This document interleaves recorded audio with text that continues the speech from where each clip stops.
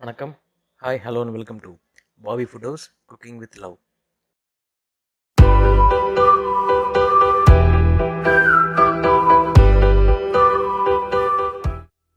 இன்றைக்கி நம்ம 2 டிஷ் பார்க்க போகிறோம்.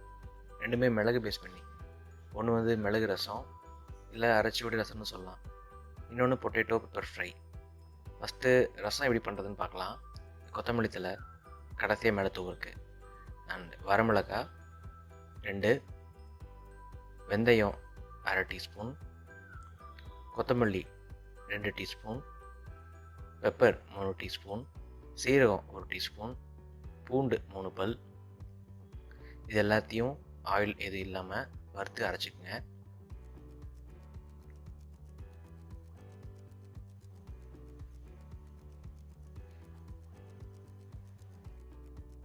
நாலு தக்காளி, எலுமிச்சை சைஸ் அளவு புளி 1 டம்ளர் தண்ணியில் கொதிக்க வைங்க. நல்லா கொதிச்சு வந்துடுச்சு.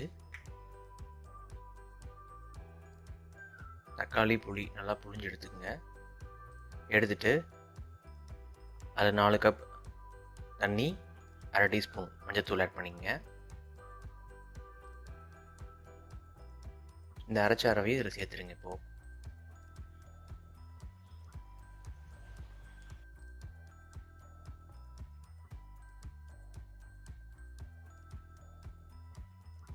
சேர்த்து நல்லா கொதிக்க வைங்க.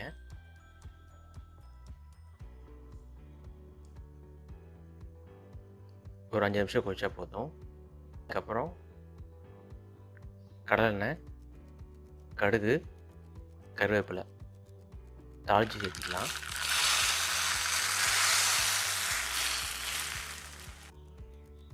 தாளிச்சதுக்கப்புறம் லைட்டாக ஒரு கொதி வந்தால் போதும்.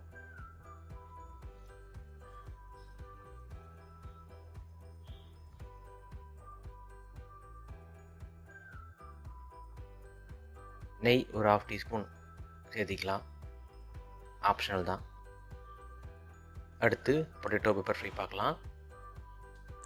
ஆயில் 2 டேபிள் ஸ்பூன் போட்டுக்கோங்க. நான் நல்லெண்ணெய் போட்டிருக்கேன். கடுகு 1/2 டீஸ்பூன்.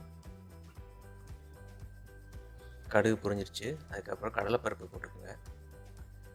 இதில் கூட கொஞ்சம் உளுந்து பருப்பு ஆட் பண்ணுறனாலும் பண்ணிக்கலாம். நான் 1 டீஸ்பூன் கடலைப்பருப்பு போட்டிருக்கேன்.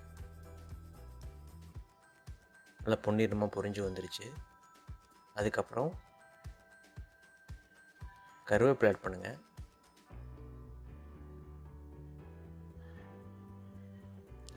இன்னும் கூட பொடிச்சும் கூட ஆட் பண்ணலாம்.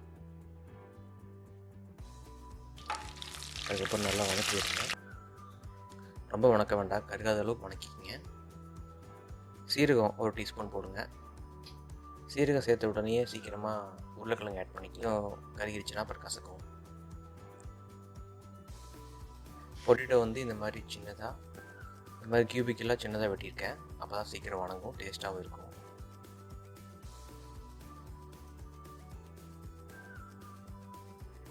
உப்பு நான் 1 டீஸ்பூன் ஆட் பண்ணியிருக்கேன். நீங்கள் உங்கள் டேஸ்ட் அந்த மாதிரி ஆட் பண்ணிக்கோங்க. மஞ்சத்தூள் 1/2 டீஸ்பூன்.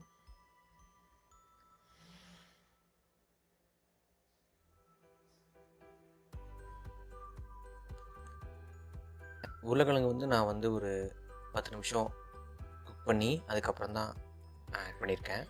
நீங்கள் அப்படியே பச்சையாக ஆட் பண்ணாலும் பண்ணலாம். கொத்தமல்லி தூள் 1/2 டீஸ்பூன்.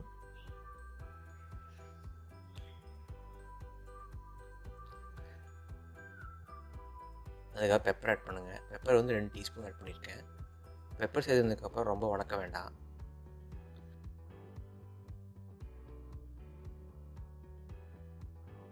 ஒரு 2 பிரெட் மட்டும் பரட்டி எடுத்து வச்சுருங்க.